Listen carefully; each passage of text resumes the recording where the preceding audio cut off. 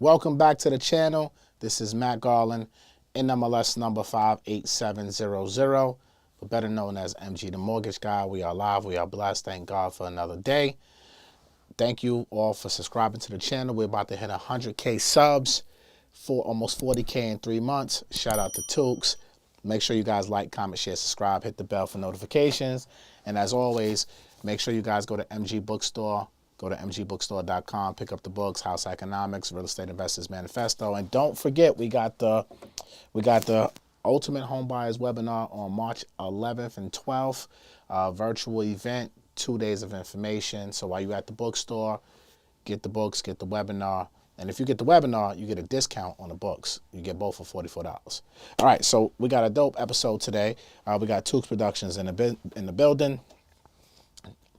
Tukes is here, and we also got my brother Danyel King representing Toronto. T-Dot in the building. Come on, the six out here. The six is in the building. Six out here, you already know. Six gods are in the building, ladies and gentlemen, and the information.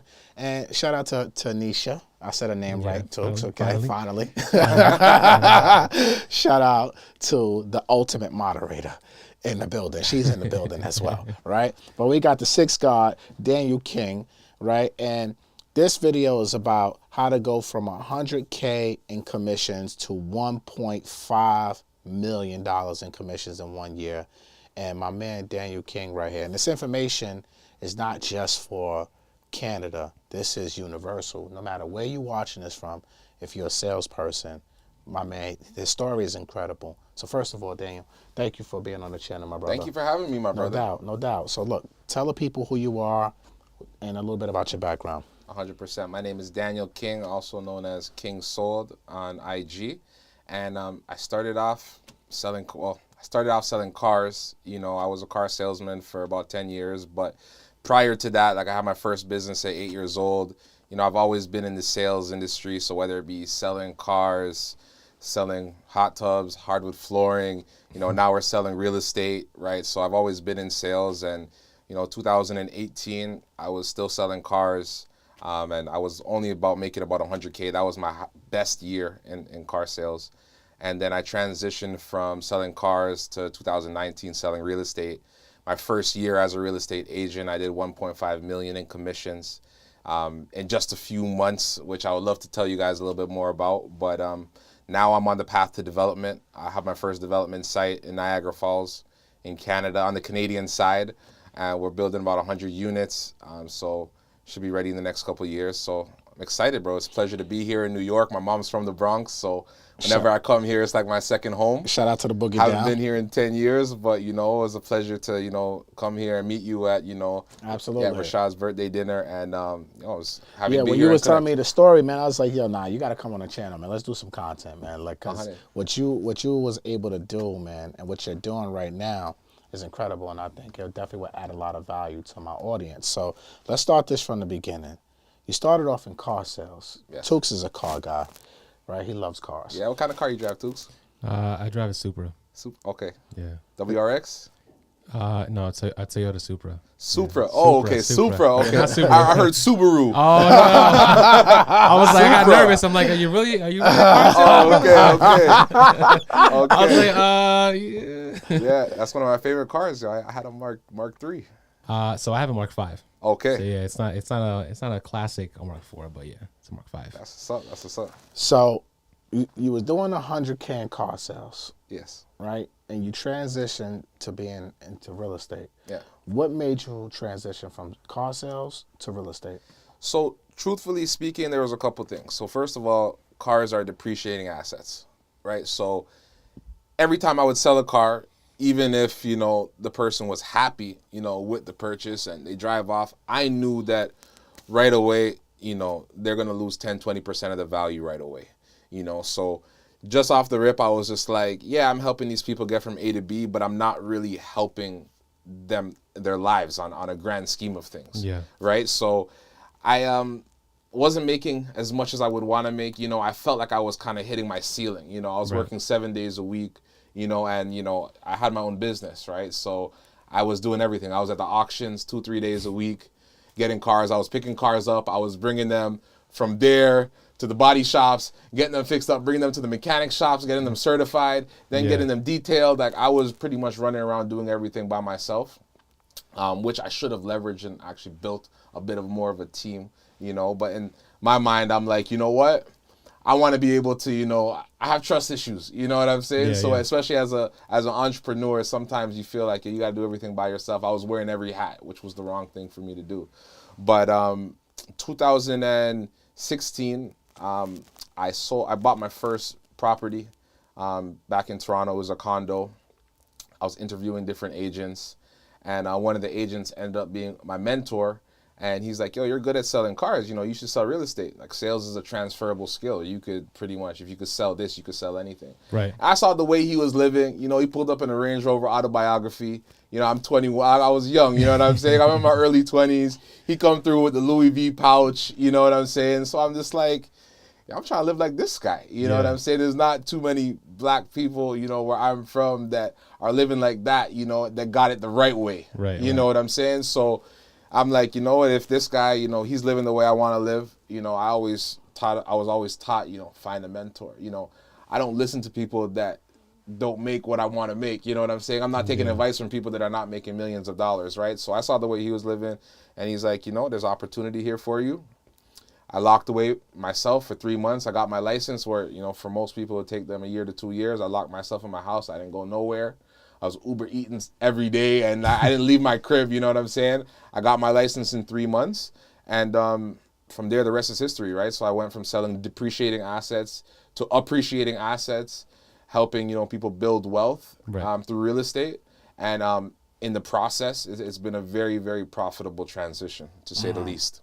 I like that, because a lot of people could probably be familiar with that story, especially, you know, you go into other sales jobs, and it's not like really hitting for what you wanted to hit for. For sure. And then you get into real estate, it's like, all right, if I'm going to sell something, at least I'm helping people build wealth. For sure, You for know, sure. And the check doesn't, the you know, check- it the helps check a little helps. bit, because Yeah. it's like that first check was like 20 G's, and I'm like, man, how many cars would I have to sell To get that type to of get money. that same check, right? So it's just about like, you know, working as, not as hard as possible, but making as much in the same process.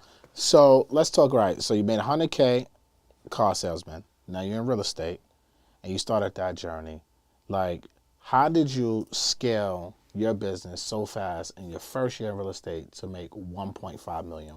What did you do? Simple. One word, Instagram. Okay. Instagram. This was before TikTok was popping. This was 2019, right? So I'm going to paint the picture for you. The Raptors, you know, we in the playoffs. Kawhi, you know, he makes that shot. Yeah, Like it was a yes. legendary summer. Like, so I'm Correct. gonna be honest with you. Like in my first year in real estate, so this was the summertime, I did 147 transactions in 3 months. Okay. Right, and all of it, all my leads, all of my clients came from Instagram. So I was partnered with other influencers, because the thing is, a lot of people have a strong following on social media, but they don't know how to monetize it, right? And that's the key. What's the point of having 1 million followers if you ain't got $1 million? I agree. You know what I'm saying? Or if you can't leverage that, if you can't even get a residual, get $1 from everybody a month and do something, you know what I'm saying? So Yeah. I was able to partner up with some influencers who have very large accounts. They were posting my projects that I was selling at the time, and they were just pretty much directing the traffic to my page. So before we get there, 100%. right? You talking projects. So you got with a developer. Yes. How did you get the developer relationship? So he sold my first condo for me. Okay. Yeah, sure. So, you know what I'm saying? So he sold my first condo for me. I interviewed 3 agents, 3 of the top agents at the time. And, you know, the other 2 agents that I interviewed, they said all the salesy stuff that, you know, they wanted to get the job. Oh, I'm going to get you the top price. I'm going to do this. And they were selling hard. You know what I'm saying? Yeah. And when I met him, he's like, man, I don't even sell condos for 200 grand. I just sold a house last week for 15 mil. Like, I'm doing you a favor. Just me being here. And it was my barber, actually, because I was in the barbershop, and I actually had an agent before, and he was just like, you know, giving me the runaround, and he was a talker, you know, and he wasn't really about that action. Yeah. And I was getting my haircut one day, my barber, shout out to Chris, and he's like, yo, I got a guy for you. He's official. And I'm like, tell me about him. He's like, yo, black guy. I'm just like, listen, man, bro, like, yo, is he real? Like, I don't want, you know Yeah. what I'm saying? Yeah. Like, people coming late. Like, yo, this is my first condo. Like, yo, this is important to me. He's like, bro, he's official. Say less. You know what I'm saying? So he came through, and then, you know, the rest was history. So you met with him while he was a broker. Yes. Right? He sold your condo. You built a relationship from there. Yep. Then he transitioned into development. Yes. And then he tapped you Yep. on the shoulder to say, you know what? I rock with you. We built Yeah. a relationship now. Yeah. I got these development projects that I'm doing. 100%. And that's how it worked out for you. It worked out, and it's funny because when I first started, he didn't even really take me serious. You know what I'm saying? But we had a good relationship, right? Yeah. And after he sold my condo, I'm like, yo, let me take you out to dinner just to say thank you. You know what I mean? Because I wanted to build with him, right? Yeah. And I asked him like a few times. I knew he was doing the project. I'm like, can you send it to me? And he's like, yeah, I'm gonna get around to. He didn't even. I had to go around, go to his assistant and get it. And when I got it, he was like, all right, you got it. All right, let's see. You could probably move, 10 to 20 units.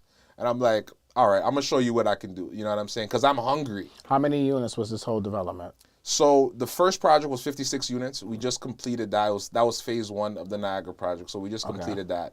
Everyone, they got their keys a few months ago. It's phase 1, 2, 3, and 4. So it was a collection of about like 147 units. 147 units. And you was the premier agent. I was the exclusive You was the sales. exclusive sales agent. Exactly, yes. So that relationship, and that's kind of a gem too, that not only did you get these listings, but you was the exclusive Yeah. listing agent for this. Because I provided value. I showed him what I could do in a short period of time. Okay. Right? My first week, I did 20, 30 deals. And I'm like, listen, I'm not going to be doing all of this for you and then you just give your deals to somewhere else because I'm showing you what I can do. I'm providing value. So if you want to rock with me, you know what I'm saying? Let's rock out together. You Yeah. know what I'm saying? And Take if not, take the it's risk. cool. That's it. You know Take what I'm the risk. saying? I say, yo, give me 90 days to see what I can do. Damn. So your first major client was a big time developer. Yes. And you guys will see his interview coming up shortly. Dope interview. But you locked him down and you sold 147 units Yes. in 90 days. 90 days. So it was about $50 million worth of real estate. $50 million worth of real estate in 90 days, and you did it via Instagram. All Instagram. What's the strategy? So, like I said, I was having influencers post on their page and on their story, and they were just directing the traffic to my page. So people that had 200, 300, 500K followers, like people with like accounts like you, you know what I'm saying? All they did, I sent them all the material, Google Drive, boom, they got it, and they hit post. They push a button, they tagged me in it, and that's it. From there, people were hitting me up. Did you know these people personally, or you was just in the DMs? So one of them was one of my close boys I went to high school with. Like I knew him from high school, like way back in the day. He's from around town. So he was one of the main people. And then from there, I was tapping in with. Once I saw it worked and I had a proof of concept, I'm like, all right, rinse and repeat. You know what I'm saying? Like it worked with you, it's gonna work with somebody else, right? So and that's all it was. And then from there, you take care of people, you provide a good level of service, you're gonna get referrals as well, right? So out of those, oh, my auntie wants one too, or my cousin, or my boyfriend, or my girl, like, you know what I'm saying? Because at the end of the day, like I don't look at it always as dollars and cents. For me, it's about providing value, right? And one of my favorite quotes is, you can get anything in the world you want if you help enough people get what they want, right? So if I want to make 100 M's, I want to make 100 millionaires first. You know what I'm saying? If I can make 100 millionaires, I'll get to 100 You'll M's. get to 100 M's. I might even get to a B. Who knows? You know what I'm saying? But for me, it wasn't always, it's not about dollars and cents. It wasn't about, how much money can I make? It's like, how many people can I help? And in that process, I'm going to get paid. I love it. So these people you took the approach of influencer marketing. Simple.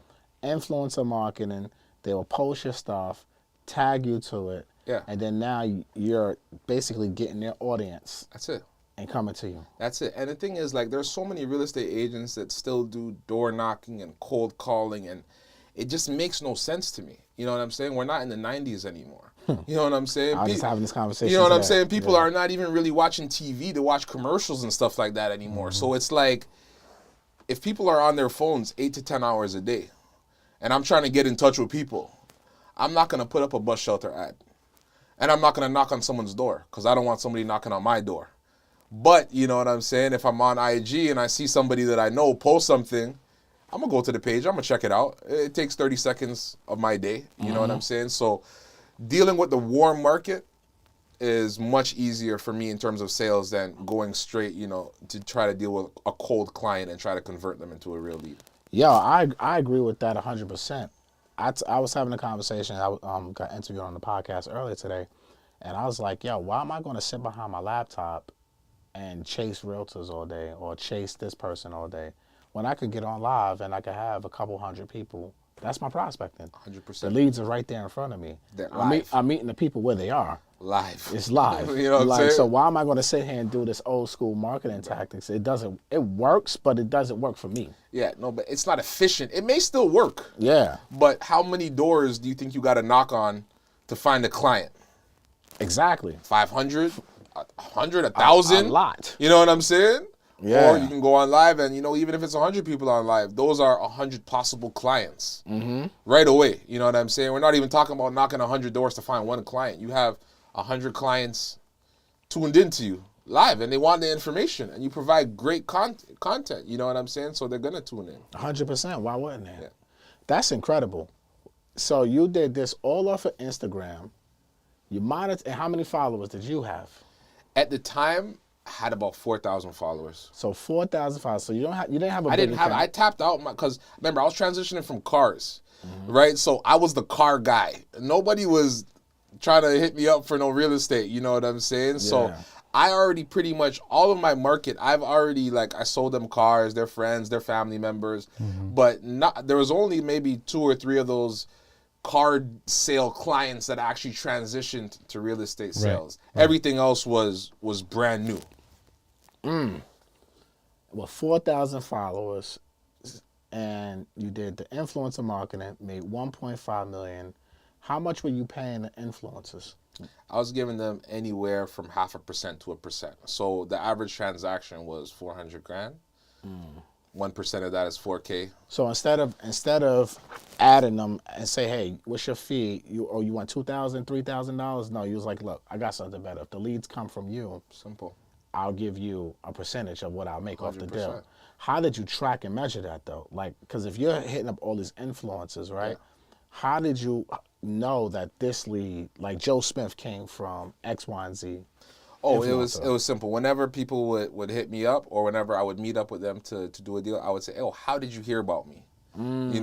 Oh, I was on my boy's page. Oh, what's his page name? Boom. And then I gave it to my admin team and they kept track of everything. So I had a strong team. But at the end of the day, I would always find out where this, because I want to know myself. Did you see me on a Google paid ad? Was it an Instagram ad? I want to know for my metrics, you know what I'm saying? Not even for me to keep track of everyone I got to pay out. I want to know for myself, where did you see me?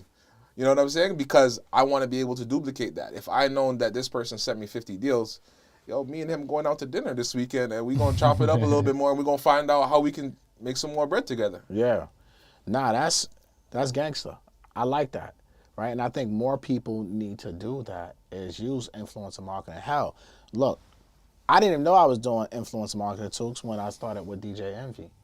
My whole thing was, hey, I want to be at these seminars. I want to have a booth, a table. I want to get the leads for the people there. So I was paying $3,000 as a vendor. Okay. I just so happened to now get on stage with him. And you say you saw me in Detroit. 2019. Right? 2019. Yeah. I paid $3,000. Okay. You know what I'm saying? That's crazy. Yeah. I thought you got paid. I thought you were you know what I'm saying? That's crazy. No, I didn't get paid off those seminars. Yeah. Obviously I made money because of the deals that I was closing. Yeah, 100%. Right? But when I approached Envy, I want to be, and I just want to have a table. Yeah. I want to. If people are paying $100 and you get 1,500 people, 1,000 people, 2,000 people show, these people are serious. Yeah, and even if you translate 50 deals, even if I do 2 deals, yeah. I'm gonna make my money back 100%. and profit. Yeah, 100%. Right. So for me, I was looking at, I'm gonna spend this $3,000. Yeah. And then when he was like, we're going on tour, we're going to this, and in my head, I'm like, damn, 3,000 times 20 cities. Like, oh, shit. Yeah. Right? Plus 60 racks right there. Flights, hotel, food. It sounds like 100 already. It was well over 100. Yeah. Easy in the first year. Yeah. But I definitely freaking 7, 8, 9x that in the first year because, and that's not even just from a monetary perspective, but just the relationships now. Me doing that landed me on the Breakfast Club 4 times. Yeah. It landed me so many different relationships, 100%. Right? So that was influencer marketing. Yeah. And I tell people all the time, yo, you got to pay to play. That's it, yo. If you're Like, not investing in yourself, who's going to invest in you, Who's going to invest in you? Yeah. Yo, pay to play is the easiest. It's the easiest shortcut in the world right now. Yeah.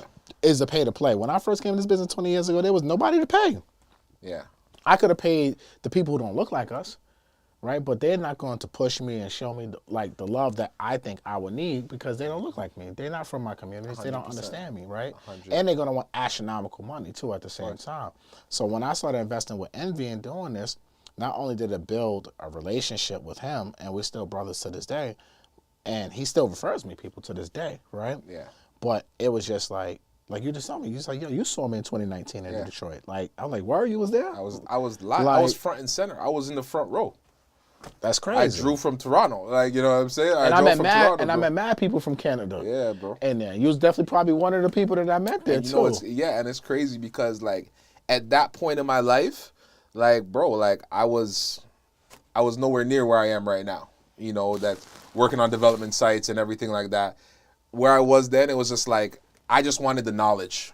You know what I'm saying? And not only knowledge, I wanted to get in the room and to be able to network with people like yourself, Envy, Caesar, you know what I'm saying? I wanted to, you know, your network is your net worth. You know what I'm saying? You hanging around 4 broke people, you're going to be the 5th one. Facts. I try to be the brokest and the dumbest person in every room that I get into.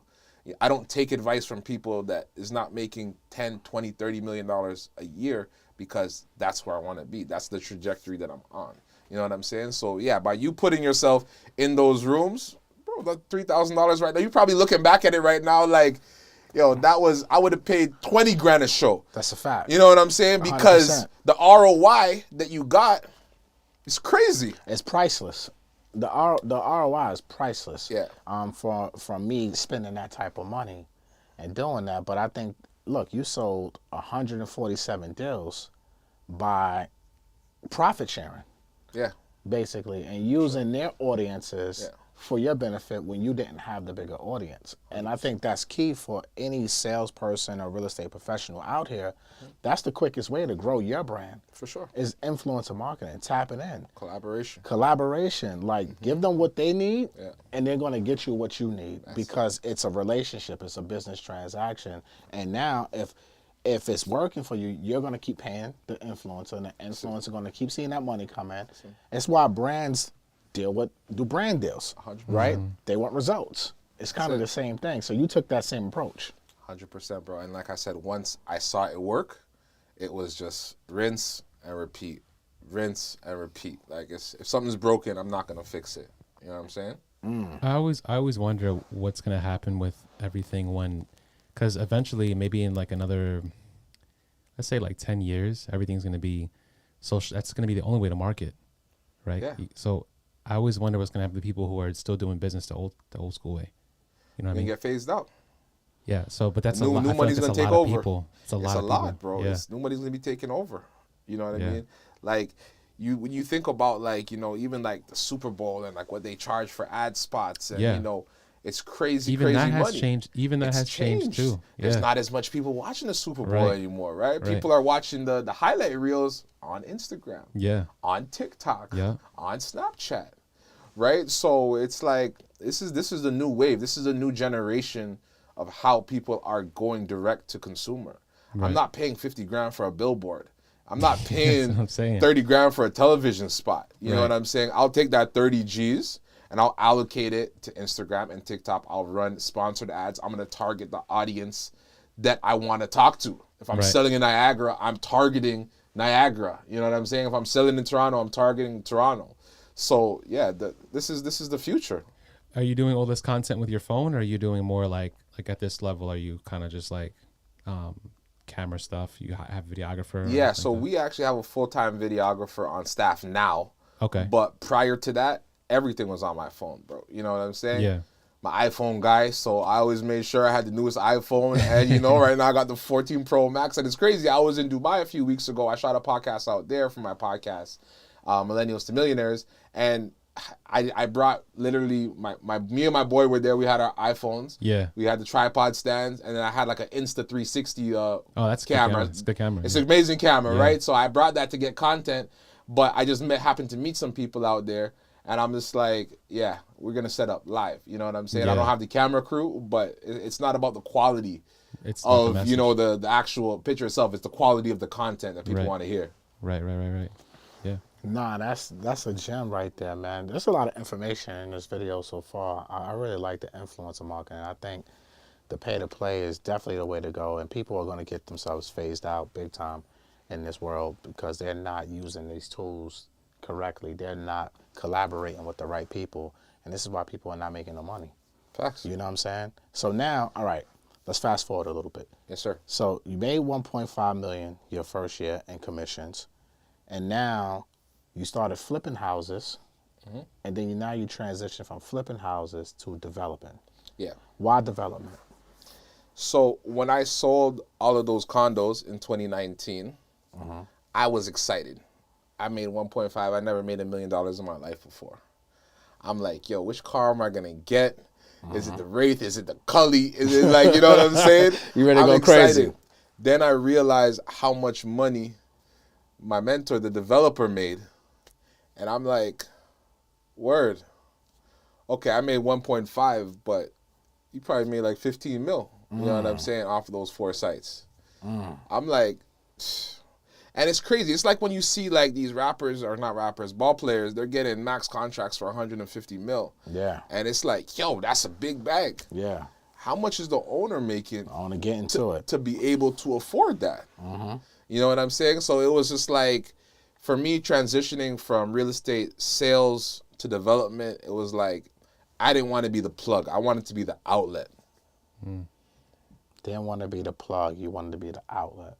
I want people to go direct to the source, to me. You know what I'm saying? And now I have a team of 10 agents, and they're selling, my projects, and they're doing still the traditional, the transactions with the residential and commercial.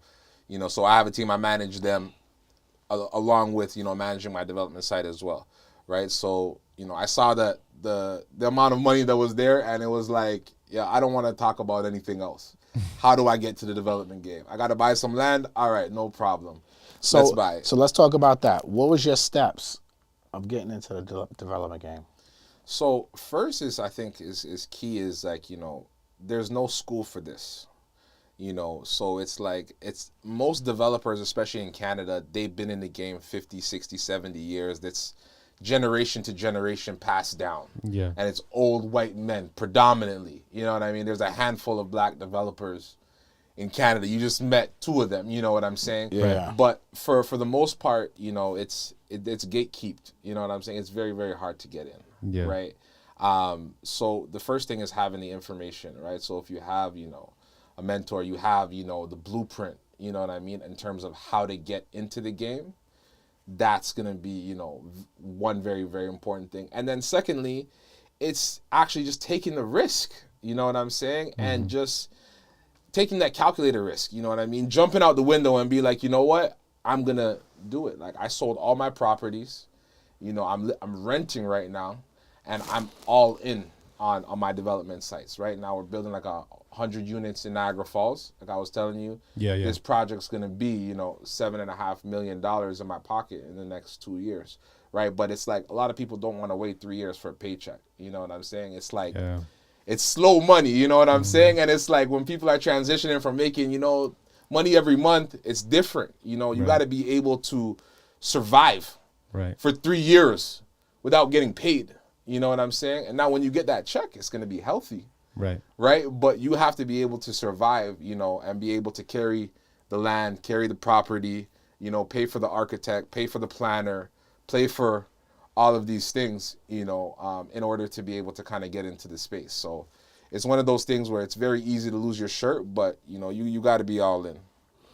So you sold all your real estate.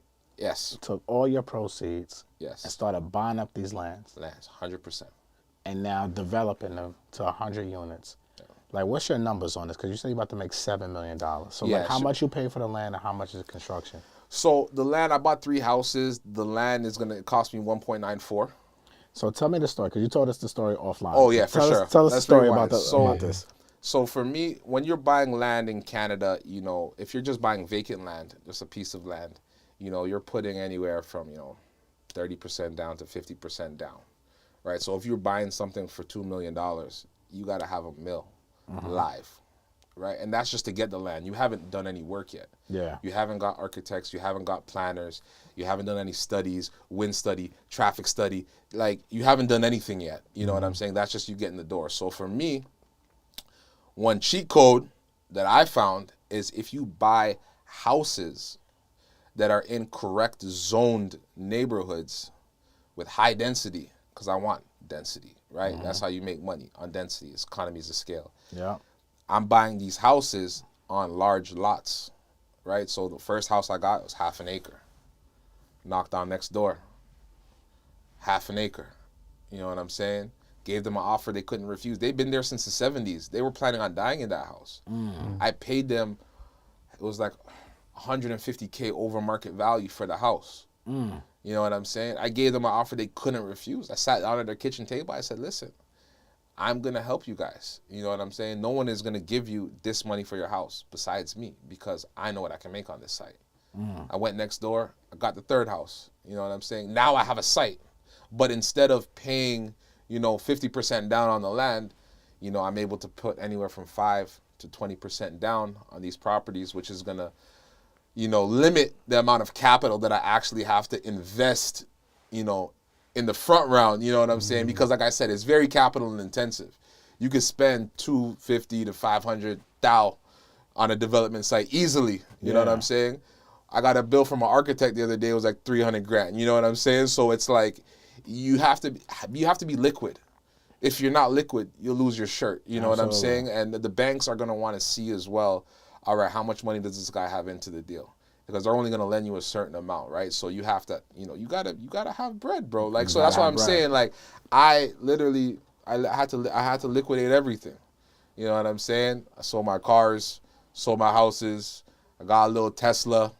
I'm chilling right now, bro. 3 years, I'm gonna pop out differently. You know what I'm saying? Like, you see me on a if you see me on a PJ, you see me, hopping out the Cully. Like, right now, I'm in a growth phase. I'm in grind mode right now. So I'm not into like, crazy overhead expenses. Sure, I can get a Cullinan right now, but do I want to? No. You know what I mean? It's gonna cost me $6-7 a month. That money, I'm making 10x. So right now on my site, I have in like 750K. I'm gonna make 7.5 mil.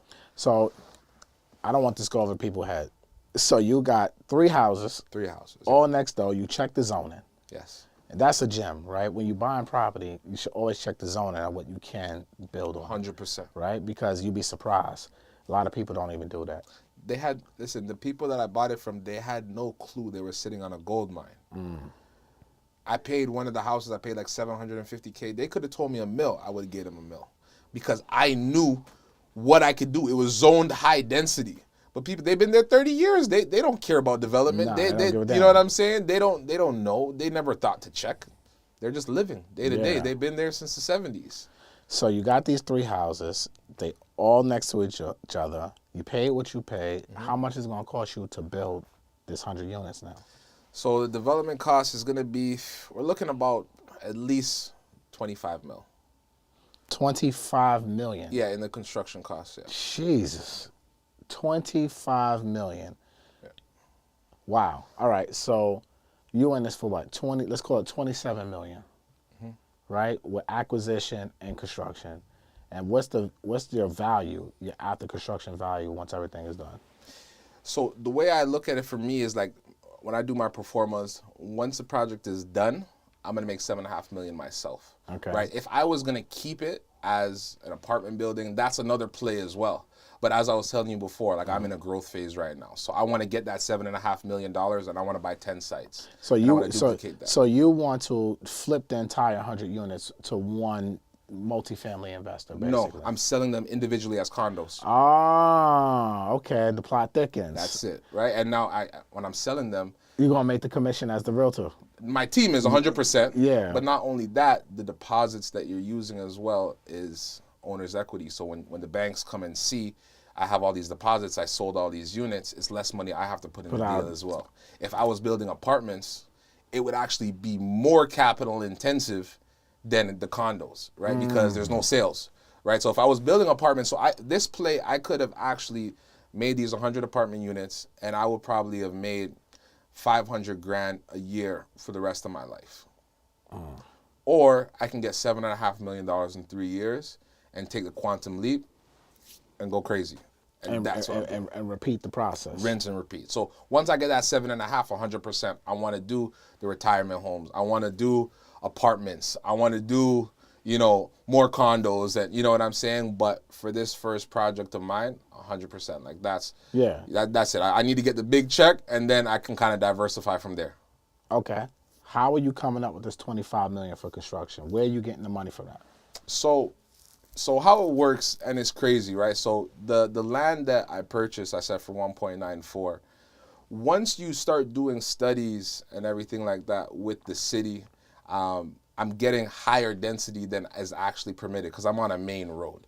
So they're gonna actually allow me to push the density up, right? Wait, hold on, sorry. What is density? Density is pretty much the amount of doors you could put on a site. Oh, okay, essentially, right? Okay, on one site, exactly. Right. So right now it's zoned for like 100 units per hectare, right? So I could get technically 30 units, right? I just told you I'm getting like 100, right? So I've been going back and forth with the city, trying to push some plans with them and, just kind of connecting with the right people there in terms of how to increase my density. So now that I got 100 units, the city's like, yo, your site plan approved for 100 units. My site isn't worth $2 million anymore. Right. Just might be doing that planning with the city. Now it's worth like 6. Right. Because in a year. Yeah. The land value went from $2 million to $6 million because along the way I was able to, increase the density and put more, quote unquote doors on this land. So now if I were to sell this land, I'm selling a piece of land that could build 100 doors. So after they do that and tell you that whatever, you're approved for, then you can still make money in that process. So what I could do, so one play is I did the work. Yeah. I could technically just sell the land. Right, as is. Right away. I could sell it to another developer and I would be able to make 3-4 mil. Okay. Now just like that. You know what I'm saying? Right. But they're gonna take it, they're gonna build it so that now they can make more money, right? So it's just like, all right, I've already done the majority of the work. Right. So now it's like, okay, I'll take an extra 2 years, I'll build it, and now from there, the rest is history. So now when you're asking me about, how do we get the 25 mil, the land value has now gone up. So right now it's not a $2 million piece of land anymore. Now it's a $6 million piece of land. Right. Right. Now I'm selling 100 condos. It's 20% down. I'm getting people's deposits. You know what I'm saying? So you selling right now just off of plans? Off plan, 100%. Okay. I haven't started sales yet. I'm gonna start sales in the summertime. Okay. Right. So yeah. So you're gonna be able to get deposits. So now when you go to get a construction loan, the bank is gonna be like, all right, the property is valued at $6 million, right? As is. Now you got 100 sales. So technically you have to sell 75% of your units, in order to qualify for construction financing. So out of the 100 units, I got to sell 75. Pre-sale, right? I got 75 people all giving me anywhere from 80 to 100K. You know what I'm saying? That goes into the lawyer's trust account. So now when I go to get construction financing, they'll lend, some construction lenders are lending anywhere from 75 to 90, 95%. I already got all this money in the deal. You know what I'm saying? The land's worth $6 mil. I got a bunch of money in the bank from all my deposits that I sold the units from. They're gonna give me the rest. I'll probably actually get some money back. You know what I'm saying? Like, so the construction loan, because of the improvements that I've done to the site already, just by increasing like the zoning. So it was zoned R4, so I could build up to 4 stories. I pushed it up to 7 stories. So now we're doing 7 stories with 2 levels of underground parking. So just by me going back and forth with the city, increasing the density to get more units, now that piece of land isn't worth 2 mil anymore. You know what I'm saying? So right away, there's money, there's equity live in the deal. You know what I'm saying? So like I said, you could sell it right away, take that money, and now I'm selling a site plan approved site to build 100 units. Or like I said, I roll up my sleeves, and the next 2 years, we do the hard work ourselves. We get the construction team, we get everything built, and, 2 years from now, I'll be able to cash out. I love it. Bro. I love it. Like I said, real estate is a license to print money, right? It's a license to print money. I say that all the time. You know what I'm saying? Like, it's a license to print money, right? And when I seen how much money was in this, I was just like, bro, why would I want to do anything else? Right. Like, growing up, I wanted to rap. I wanted to play ball. I wanted to, you know what I mean? I wanted to do all these things, you know what I mean? Like, because it's like the people I looked up to, they were selling drugs, they were playing basketball, or they were rapping. That's how they made their millions, right? So when I saw this lane, and I was like, okay, I could do this, and I ain't got to risk going to jail, say less. What? So you said risk on it, obviously, but what risk are you taking with this process? Is there any risk at all? Oh, that 100%. That can, you know what I'm saying, stop you from making the money that you're expected to make? 100%. There's risk in every business, but for me, it's about taking calculated risks. Okay. Right? So for me, just buying these properties could be a risk. You know what I'm saying? The market could tank. Maybe I can't sell the units. Maybe, you know what I'm saying, the city says, you know what? No, we're not going back and forth with the zoning. Right. It is what it is, right? So the risk is, I could have bought these houses, but the worst case scenario is I would have sold the houses and I would have got my money back, you know what I'm saying? And I would have lost a little bit of time. That was the risk for me, you know what I'm saying? Right. And in the development space, yeah, you could spend a couple $100,000 on architects and planners and, could go nowhere, you know what I'm saying? Yeah. Especially if you don't know what you're doing, if you don't have the right team, if you don't have, the blueprint in order to get to the destination. So yeah, there's a lot of risks, you know what I mean? But it's a lot less risky than Bitcoin and crypto and stocks, you know what I'm saying? Me, anything that's volatile, I don't like it. It took me too long to get here. I can't afford to lose this. Nah, you know what I'm saying? It took me way too long to get here. So I love real estate because it's safe. People are always going to need somewhere to live. People are always going to need a roof over their head. You know what I'm saying? There's so many different plays. Airbnb, peer space. I heard you guys talking about that yesterday. Short-term rentals, long-term rentals, retirement homes. Like, there's so many plays. Yeah. If the sky falls, I could have renovated those houses and put them up on Airbnb and made, $1 to $2 grand cash flow a month, but that wasn't my plan. Yeah. You know what I'm saying? But there's risk in anything that you're doing. You know what I'm saying? I think the biggest thing is people are scared to take the risk. People are scared to fail. My mentors told me, fail fast and fail quickly. You know what I'm saying? At the end of the day, if you win, you're going to be happy, and if you lose, you're going to be wise. What was that quote you just said? If you win. No. You said fail fast? Fail fast, fail forward. Fail fast and fail forward. Simple, bro. It's like at the end of the day, you're going to fail in business. You know what I'm saying? Like, if you're not failing, all that means is you're not trying. Yeah. That's true. If you're not failing, you're not trying. If you're not failing, you're not trying. So it's like, it's cool to fail, but people are scared to fail. When I fail, I'm like, great. You know what I'm saying? I ain't gonna let that shit ever happen again. You know what I'm saying? Yeah, I lost that. You gotta learn from the lessons. That's it. You know what I'm saying? So it's not a loss. It's never a loss. It's a lesson. Yeah, look, I failed so much in my life, and that's why I always say my overnight success took 20 years. Facts. Because of all the freaking failures that I had to go through in my life to get to the point where I'm at right now, where I don't fail as hard as I used to fail, but I still take L's. Yeah. Like, I take L's all the time, unfortunately. What the fuck? Look, I just took a fucking L while we on this damn thing right now. like I'm going back and forth. Like, God damn it. Like, right? But it's a part of business, and it's like, it's life. It's like, oh, another expense. Like, you didn't count for this. But here's what it is. It is what it is. And what I say is, like, there's two paths. You could work a 9 to 5. You can go for the safe money. Yeah. And you're going to work for someone that took a risk, or you're going to take a risk yourself. Right. Which one are you going to do? Because at the end of the day, that business owner, that person that you're working for, that you're clocking in $10 an hour, $15 an hour, whatever you're getting paid, you're trading your time for money. They took a risk. You know what I'm saying? But now they're sitting somewhere, chilling on the beach in Dubai. You know what I'm saying? And you're still clocking into work. So it's either you're going to take a risk or you're going to work for somebody that did. All right. So you're a risk taker. my audience is a lot of real estate professionals, and you've transitioned yourself from transactional to now developer.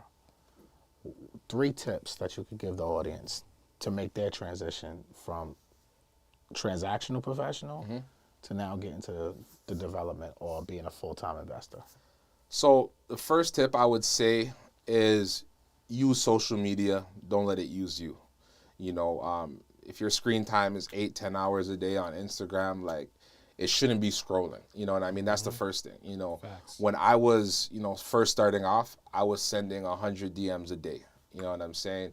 Me, my younger brother, my team, like, I was putting work out there. You know what I'm saying? So at the end of the day, social media is your biggest asset, right? You have at your fingertips, you have an opportunity to reach millions, billions of people, right? So I would say definitely use social media, leverage it, Instagram, TikTok, all of these things, build a brand, build something that, people could trust and follow.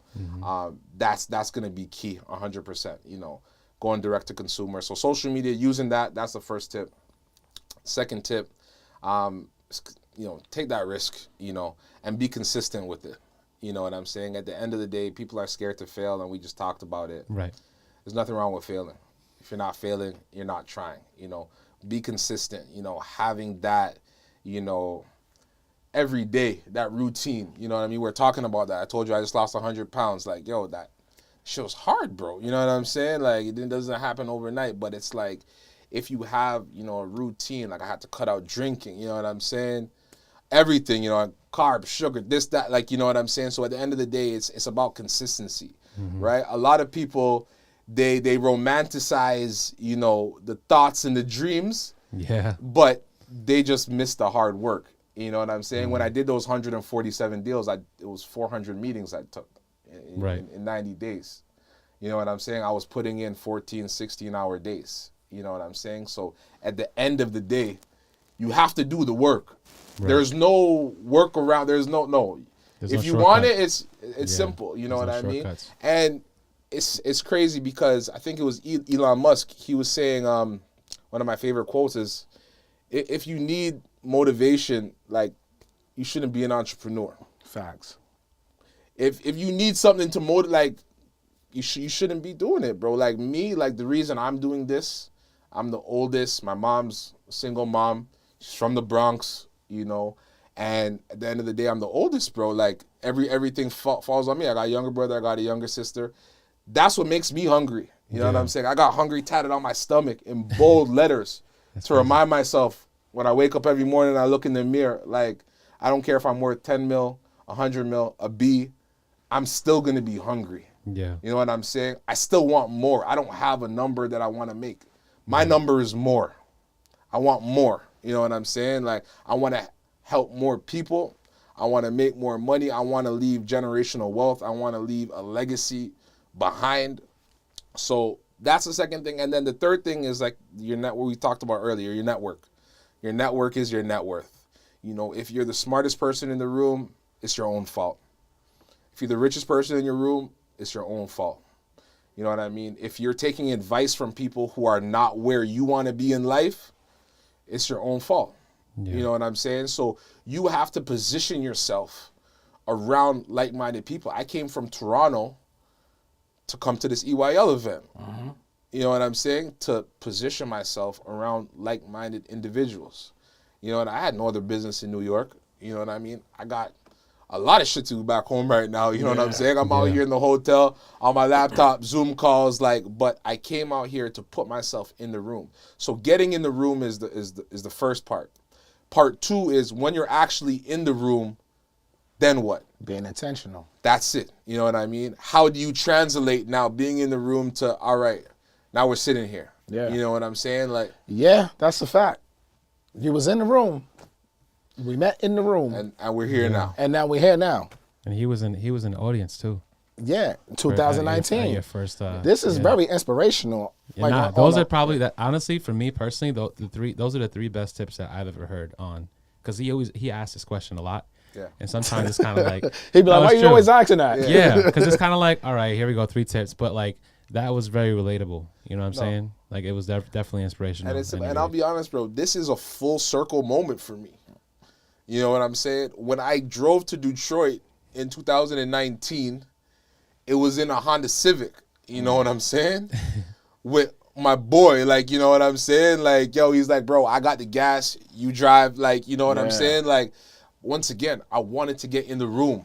You know what I'm saying? Yeah. I wasn't there. I'm like, yo, I need to go meet Caesar, bro. You know what I'm saying? I don't. Yeah. I'm not chill. You gonna go grab lunch? Cool. I'm gonna go talk to Caesar and Envy because that's what I drove 3 hours to do. Yeah. Yeah. You know what I'm saying? So it's like but that wasn't the first networking event. Like I've been going to this stuff like since I was a kid, bro. Like Robert Kiyosaki used to have the Rich Dad Poor Dad seminars. One of my first ones I went to, I was like 14 years old. You know what I mean? And like I always wanted to know. Like they said 90% of millionaires are built with real estate. How? Show me how. Like, you know what I'm saying? Like I can't afford to go to jail. Like my mom, my brother, my sister, they depend on me. Yeah. You know what I'm saying? So I have to get it, you know what I'm saying, the right way. You know what I'm saying? So for me, it was like, get in the room is crazy. Now, you know, translating that. But like I said, this is a full circle moment for me because from 2019, going to see you, going to see DJ Enver, going to see Caesar, and now, you know, 2023, coming to see EYL, you know, and, you know, where I've been able to get to from there until now.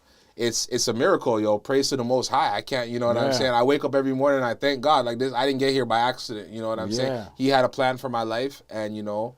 Well, because everything happens in God's divine time. Facts. Right? And if you're putting in your work and you have faith, right, it's going to line up from when it needs to line up. Not when you want it to line up. Facts. But when it needs to line up. So for you coming from Toronto to Detroit to see us on stage, right, getting information to now, like, you know, I'm going to pull up to New York to the EYL event, to now we linking at the event, like, yo, what's good, da-da-da-da-da-da. Yo, word, this what y'all doing? Yo, I like that. Yo, y'all want to do some content? Pull up. Because I like what y'all talking. Y'all talking my language, or I think will add value. That was all within the first 20 minutes of us meeting. 100%. You know what I'm saying? Because y'all came up to me like, yo, Fraz introduced us.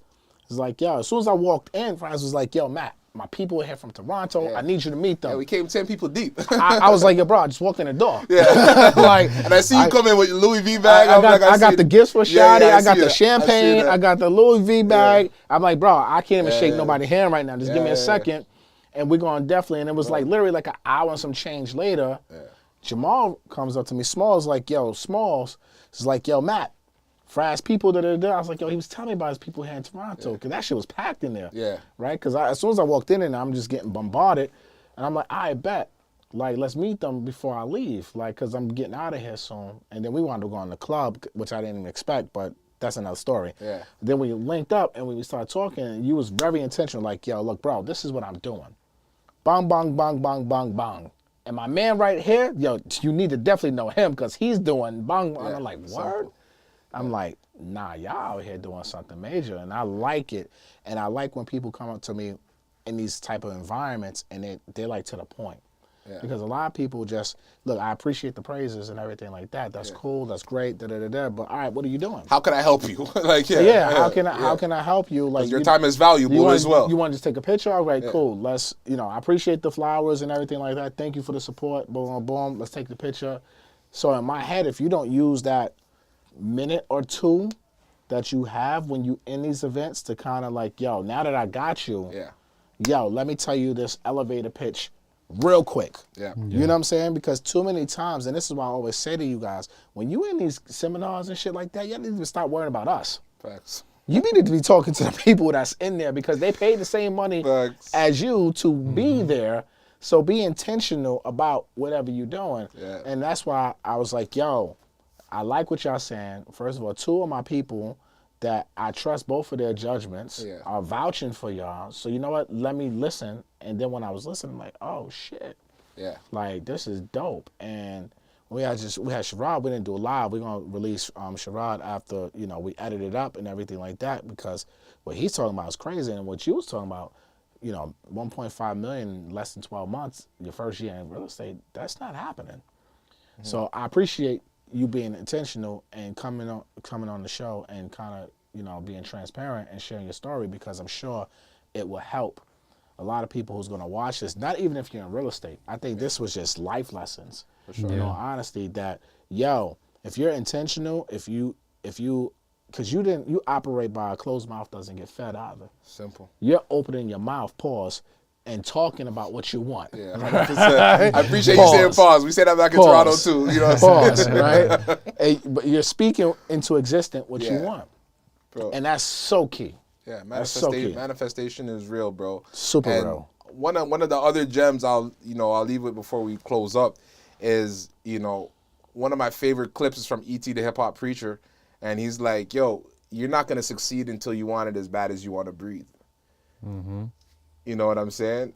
When he said that shit, bro, it touched me differently. Because that's how I felt, you know what I mean? Like, I moved 36 times, you know what I mean? Like, I'm from the bottom, you know what I'm saying? I'm struggling, basement apartment, building apartment, room for rent. My mom did the best she could. My mom's my best friend, and I love her to death. Yeah. But she did the best she could. She was a single mom of 3 kids, you know what I mean? With no, post-secondary college education, you know what I mean? She did the best she could, you know? And now she's doing big things. She's a motivational speaker, and she's doing some great things back in Toronto. You know, we definitely connect you guys, but until you succeed, until you want success that bad, you're not going to get it. You know what I'm saying? Like I was saying, like Elon Musk said, if you need words of encouragement, don't become an entrepreneur. If you're not hungry, if you don't wake up in the morning like, yo, I'm charged up, I want to get this today. Like, yo, today if I don't make 5-10 G's, like I'm not going to sleep. Like I don't have a 9 to 5. I have when I open my eyes to when I close my eyes. Facts. Mm-hmm. You know what I'm saying? And it's different every day. You know what I'm saying? I'm trying to get myself on a regimen. I'm in bed by 10 o'clock. I'm trying to be up by 6.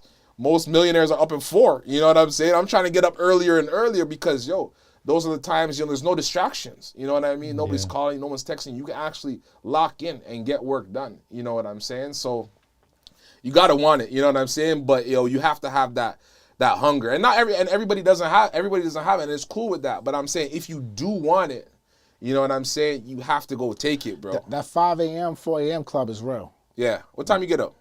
Depends on the day, bro. Yeah. I ain't gonna hold you up. Yeah. It depends on the day. But I would tell you, I used to be the person that would be up 5:30, 6 a.m., especially when the kids were smaller, right? Or younger, I should say. Now that I'm on my own, it's like, I get up 6 o'clock to 7 o'clock now. And if I'm out late, I'll probably get up 8 because I don't have a boss. I am my boss. You know what I'm saying? Yeah. But I understand exactly what you're saying as far as, and I understand why a lot of people who are rich and wealthy wake up 4 or 5 a.m. because that is really quiet time. Yeah. That is really, your phone is no not buzzing. There's no distractions. IGing at that time. Mm-hmm. The third shift is not really as active as the first and second shift of IG or all the social platforms. So it really gives you a time to meditate, read, plan, work out, whatever it is that you want to do before people start rising. And like even myself, I say, yo, I got to get back. And I literally was having this conversation with myself 2 days ago. Like, yo, I need to get my ass in the gym by 6 a.m., right? So I could be done my gym 8 o'clock. And then from 8 a.m., because when I be in the gym now, I get there 8:30, my phone buzzing crazy. Like, and it's a distraction as hell. Yeah. You know what I'm saying? Like kids are texting me, this is happening, this fire I got to put out. It's like, damn, it's 8:45 and I'm just trying to go into the sauna. You know what I'm saying? And just, but it's hard to even lock in on your workouts and everything like that if your phone is buzzing 100% all the time. So 100%. that 5 a.m., 6 a.m., 7 before 7 a.m. window is actually crucial because as you're saying this, I'm thinking about the times when I used to have to I got so much accomplished before 7 a.m. That's so true. Like my whole daily plans, like, yo, this is what my to-do list, this, that, and the third. Oh, I got to do this. Yo, let me go on the computer real quick. Let me knock this out. Da-da-da-da-da. Like, you can do so much in those hours. So we can't take that for granted as well. 100%. And, like, the other hours, while you're normally up, it's about how you're using your time efficiently. People are on, like I said, Instagram, TikTok. If you're not using social media to make money, you have no business being on it. Being on there scrolling, yeah. You have no business, bro. I see people sometimes their screen time is 8-10 hours a day. Yeah. I'm like, yo, how much money did you make on social media this month? Yeah. You spending 8 hours a day. There's only 24 hours in a day. You spending 8 of it scrolling. Yeah. You know what I'm saying? So I think a big thing for this generation as well is just focus. You know what I'm saying? And be able to actually lock in to something. There's so many distractions, bro. You know what I'm saying? Your phone is a distraction. You know what I'm saying? Phone is the biggest distraction. It's the biggest distraction. And unless you know how to lock in and actually monetize social media, there's no business. You have no business being on it. Bro, it is one of the most difficult things to do in this world with so much access because of this is focus. Yeah. It is so difficult. Yeah, but you need your phone to yeah, do but what it's you do. dependent on what you're doing. Because even for myself, like I ain't gonna hold you up. Sometimes I get caught up in the storm in the matrix. Like, Yeah, that's super easy to it's start super scrolling and easy. stuff when I you're came waiting here for a something. purpose, and then I see something like, oh. Yeah. Then I'm like, oh. You know what I'm saying? Yeah. Like, oh, really? Like, you know what I mean? Like, you get caught up and this shit is like, oh, my God. Yeah. Like, no. What am I doing right now? You know what I'm saying? But, again, I'm monetized. Yeah. Yeah. So, for me, when you are in this monetization world, like, this is a job for me. Like, we was having a conversation earlier. I don't look at this as content. I'm a media company. Yeah. Like, the news don't take a day off. Facts. So why am I? CNN live every day. Every day, no matter what's going on. Tornado, earthquake, bombing, They outside live. live from the bombing. Yeah. You know what I'm saying? 100%. Like they did. The tornado, you got the motherfucker there with the tornado watch. Like, and they got reporters everywhere. Well, I'm a financial journalist. I just report on real estate. Yeah. This is my job. Every single day is to be on TV, and YouTube is TV. Yeah. And I want to educate our community because, look, we don't get educated on this type of stuff. Like, who's talking about real estate sales at this level, right? Yeah. No one's talking about how to go from 100K to 1.5 million. Like, no one's sharing, and the people who are doing it in our industry, they're not sharing this. No, it's secrets. Just They like keep- they that's keep what I'm to saying. themselves. It's like a the same secret thing- society. It's the same thing about development, bro. They don't want to show you how to get. Yeah. And that's why you can't go to school and learn this, bro. Right. There's no course for this. It's either your dad passed it down to you, or you got it out the mud. Yeah. It's one of two things. You know what I'm saying? So it's like, I love what you guys are doing, bro. Like, Thank you, EYL, you guys are shifting the whole culture, and I think it's so necessary. You know what I mean? Because especially just being on Instagram, and it's a highlight reel. You know what I'm saying? People just show their best moments. They popping off. They in the big cars. They popping bottles and this, that, the third. But they ain't really getting it in real life. You know what I'm saying? Like, they're showing you clips of what you think it looks like, but they're not showing you how to get it. Yeah. You know what I'm saying? And a lot of these people online, they're not actually getting it. You know what I'm saying? They're not actually getting to the bag. A lot of it's cap, bro. I was on vacation. I was in Dubai. I bumped into some people. You know, a guy has bust down AP, bust down Cuban. So I'm a networker, bro. I'm like, yo, I need to talk to this guy and see what he's doing. Like, how are you getting your money, bro? It looks like a $60,000 check, chain. You said bust down? Yeah, bust down, you know what I'm saying? But as soon as it was bust down right away, I'm like, all right. Yeah, that's what You know what I'm he told saying? me. That's That's what a Matt flag. told me. Right away. That's a Red flag. flag. You Yeah. know what I'm saying? Because, like, if you know what I'm saying, that depreciates the value. Yeah. So everything should be plain Jane. You know what Or I'm saying? factory. Or factory. Or factory You know what I'm diamonds. saying? Yeah. But at the end of the day, you shouldn't have $100,000 worth of jewelry on and you don't own any real estate. You know what I'm saying? And these were the conversations I had. And like, yo, it's like, yo, they're in the club in Dubai spending 20 racks, 30 racks. Nah, that's One crazy. night. It's a down payment. You know what I'm saying? 42s come in, Class Azul's come in, and these guys, they don't own real estate. A lot of these crypto millionaires that were living out in Dubai, they're back home living with their moms right now. You know what I'm saying? Because, like, they didn't take any money out and put it into a safe asset. They weren't diversified. Right. You know what I mean? The average millionaire has 7 streams of income. If you have one, it's too close to zero. Agreed. You know what I'm saying? One stream of income is too close to being broke. Straight. We say it all the time. And I'm scared of being broke, bro. I ain't never going back, fam. Never going back either. Fuck that shit. Being broke ain't cool, yo. Nah, not at all. Nah, I ain't with that. Look, this was a great conversation. Tooks, you got anything else? Nah, it was. We got any questions in the comments? I think somebody had mentioned before is like, oh, this is great information, but like, how do you raise capital? How do we get capital in order for us to be able to get into investing and building things? That's a great thing. I think it starts with finding the opportunity, right? For me to find those houses, I was knocking on doors for 16 months in Niagara Falls, right? So once you find the opportunity, you package it up and you could go to an investor. You know what I'm saying? Me, I didn't have to sell all my properties. You know what I'm saying? I just didn't want to give up equity. You know what I'm saying? I wanted to be all money in. You know what I'm saying? No money out, like Nip says, right? Yeah. So I had the opportunity. I could have put it together in a nice little deck and showed, all right, this land, 1.02 acres, is zoned for 30 townhouses. And I'm approaching a real estate developer. I'm approaching investors. All right, I need $250K for 10% of this project. Just like you see on Shark Tank. In Canada, we call it Dragon's Den. Yeah, right? yeah, But yeah. like, Yeah. you approach investors. You got to find the opportunity first. So you got to do, like I said, you got to do the work. I knocked on maybe over 1,000 doors, you know what I'm saying, in that neighborhood before I found the right site, right? So you got to do the work first. You can't go around that, you know what I'm saying? But at the end of the day, you find the opportunity first, then you find the money after. And now with that, because when you said that, I was thinking to myself, all right, like I find the opportunity. Yeah. I find a spot that's great. It could be a great investment. Yeah. And I present it to investors. Can these investors just kick you to the side and go buy whatever you were? No, you tie it up. Yeah.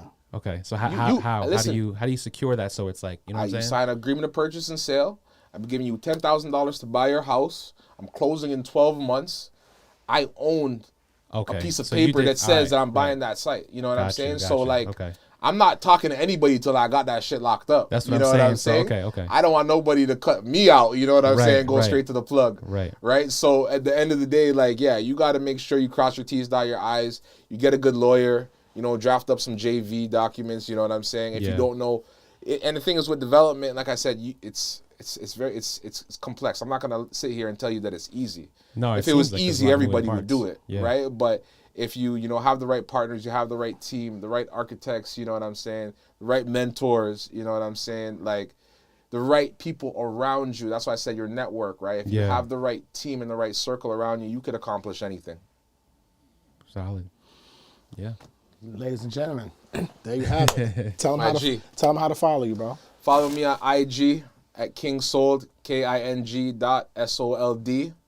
That's the easiest way to get a hold of me. I'm not dancing on TikTok or anything like that yet.